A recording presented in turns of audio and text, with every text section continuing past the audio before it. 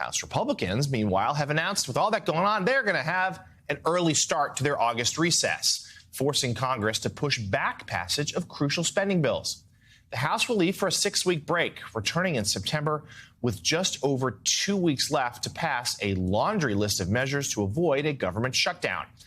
11 out of 12 spending bills need to pass before a September 30th deadline. House Republicans were forced to cancel scheduled votes after internal discord between GOP factions made it obvious that, well, they just simply wouldn't have the numbers to pass the bills. Democratic leader Hakeem Jeffries slammed the GOP for the early recess. Well, the extreme MAGA Republicans are marching the American people and the Congress toward a government shutdown. It's in their DNA. The extreme MAGA Republicans have shut down the government repeatedly to try to extract extreme ransom demands from the Congress in order to jam their extreme right-wing ideology down the throats of the American people. And that's the moment that we're in right now. Joining us now, co-founder of Punchbowl News, Anna Palmer. She is an MSNBC contributor. Good morning. And let's start with the defense bill gets done, but give us an update. Tell us how the blockade by Senator Tuberville is playing into all of this. Has there been any progress made there?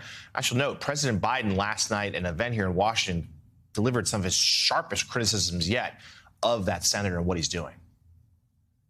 Yeah, we've been covering this really closely. This is an unprecedented hold on military promotions, more than 300 promotions at this point.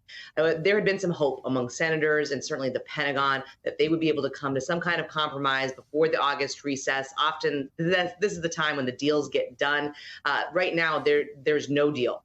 Despite the fact that the Pentagon chief and Tuberville had multiple conversations, this is not going anywhere. So far, the Republican Alabama is holding firm, and it will be at least another month until there is some kind of a deal that could move some of these promotions forward. All right, and certainly it's setting up a very busy September there on Capitol Hill.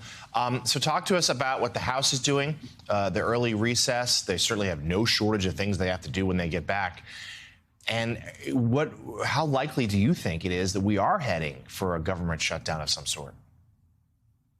Yeah, I don't think it's an empty threat. I think if you look at even this latest defense authorization bill and the fact that where the Senate is and where the House is are just two totally different places. And so far, it's unclear exactly what House Republicans are going to want. A lot of them, particularly in the conservative faction, don't believe a shutdown would be that big of a deal. They don't think that many Republicans across the country would even notice necessarily if a shutdown happens. And so this is going to be Speaker Kevin McCarthy's biggest test by far. Can he find a place where he can understand what exactly House Republicans want and try to do some deal making? But right now we are going very, very close to a government shutdown. A lot of folks, particularly at Punchbowl News, believe because of reporting that we will actually have a shutdown in September unless something changes pretty dramatically.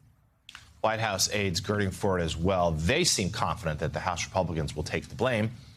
We shall see. And lastly, we started the show and on the latest legal woes facing Donald Trump. Just give us a quick sense of what the reaction has been from members of his party.